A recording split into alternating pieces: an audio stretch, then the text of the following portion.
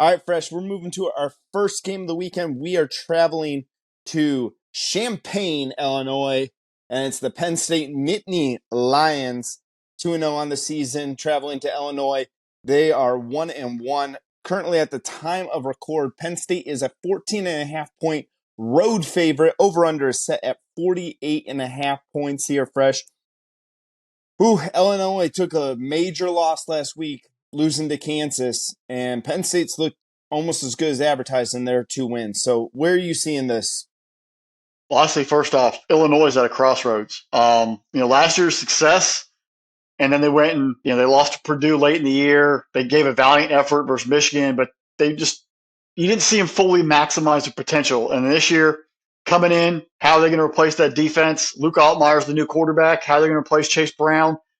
Week 1, they survived Toledo, and then week 2 they go on and take on Kansas, and the Jayhawks.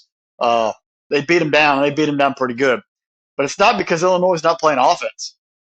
Brett Bielema built this team around defense, and that defense has been absolutely, I'm going to say it, atrocious in the first 2 weeks of the year. They're allowing 477.5 yards a game, 253 in the air and 224 on the ground. That's unheard of. They were giving up maybe 300 yards total offense a game last year. They are completely different. They have a lot of guys probably getting new who are not figuring out the system yet. Jim Leonard being an analyst, and Henry there as the defense coordinator. The guys aren't getting the message. Maybe the play calls aren't coming in. They don't have the depth. I don't know, but this Illinois defense is not gelled yet.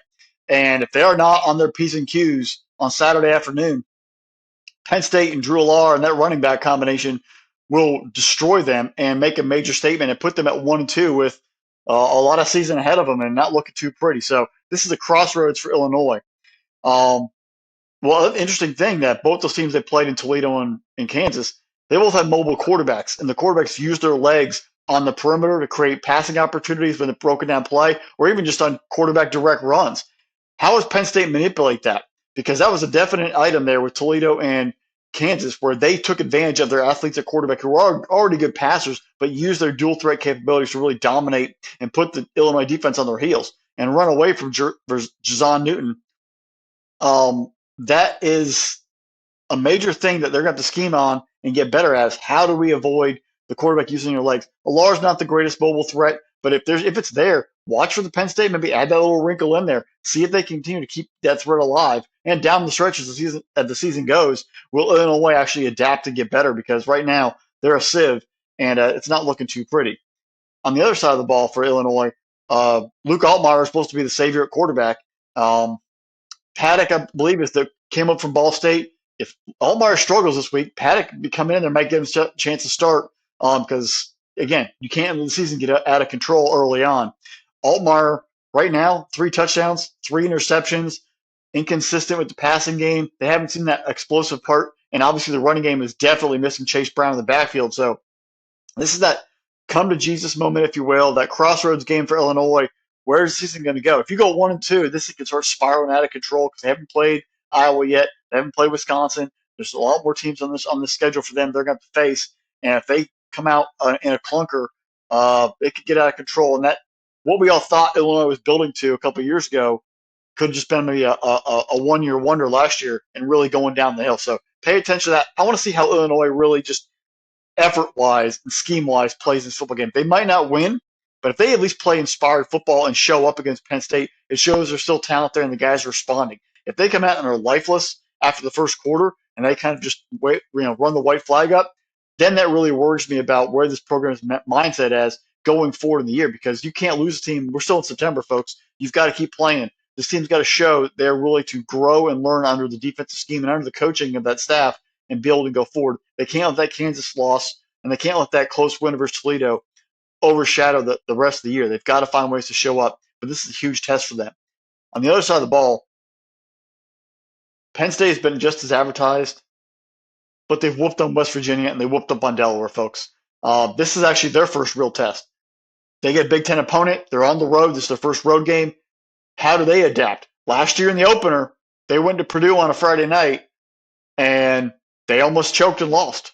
So we thought that team was good. How does this team adapt on the road and stay focused, getting all the accolades they've been getting about how great they are defensively, how great they are offensively, how many weapons they have, They've got to maintain their focus on one game at a time because this pales in comparison to the trip to Columbus and playing the Wolverines later on in the year. They've got to remain focused one game at a time because they're a playoff contender, but they can't lose to Illinois and in Champaign because I don't care if you beat Penn State. I mean, if Penn State beats Ohio State or Michigan, that one loss at Illinois could overshadow it. You've got to stay focused. You've got to come out and dominate, win the football game on Saturday, and move to the next week. It's going to be a line of scrimmage game for both teams. Which defensive line can show up and take advantage of that, and which offense can be smart and not turn the football over. Looking at it, the Nittany Lions are favored by 14.5. I think they win by 17. I think they're going to easily cover. This team is on a mission, and I just don't know if they have the offense on their side of Illinois to balance out their lack of defense so far earlier in the season. I think they take care of it. The over-under at 48.5, that's kind of tough. I don't know if Illinois' offense can make up for enough. I think they have enough defense to keep that under, so I'm going to go under on the 48.5, but I'm going to have Penn State covering 14.5. Yeah, fresh. My very first note in my book here is that Illinois' defense is absolutely god awful right now, especially their run defense here. Listen, Illinois has a rich set of traditions, and one of the traditions at the University of Illinois is the sound of the chimes that play at lunchtime every single day on campus. Seriously, we may want to change these chimes into taps if that defense doesn't improve very, very soon. Like, this will be a funeral march for Illinois in Champaign if that defense doesn't get better. Brett Bielema, this one is on you. Okay? You cannot allow 224 yards of rush offense to Toledo and Kansas.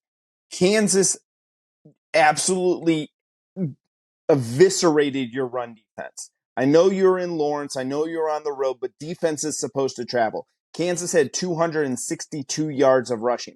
They have Kansas has a pretty good offensive line. They have a decent running back. No knock on them. There's talent over there in Lawrence. We both think very highly of the Jayhawks this year and what they're doing over there.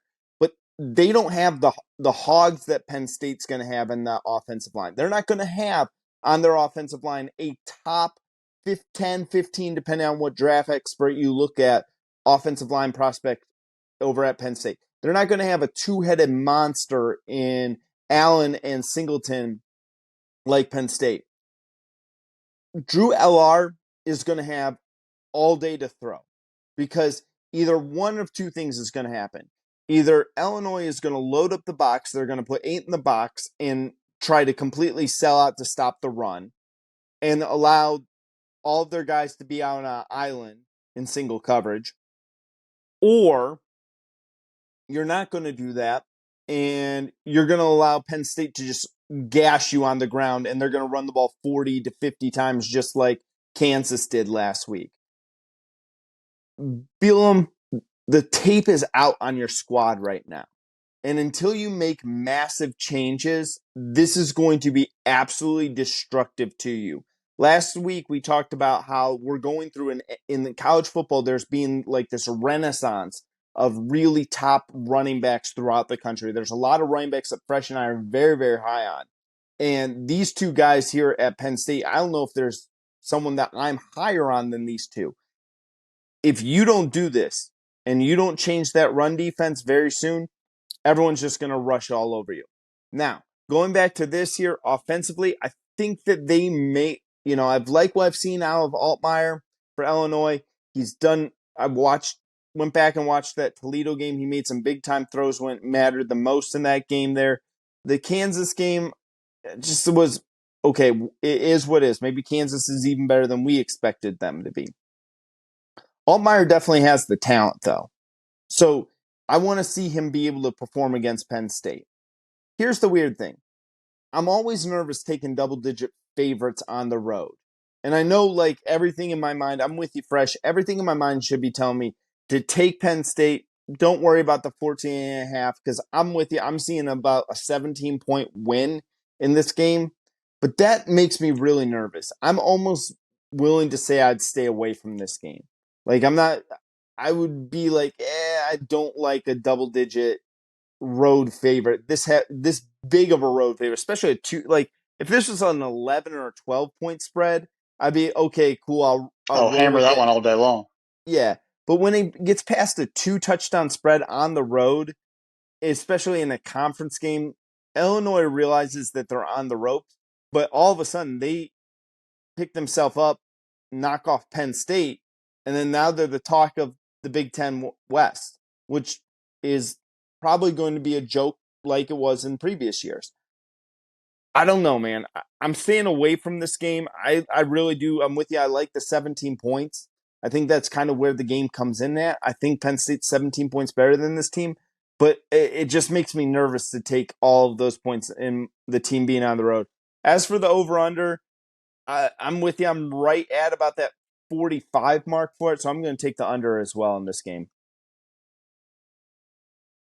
Yeah, I just don't trust Illinois. They can't carry their weight to make up some of those points, and that's where it really comes down to.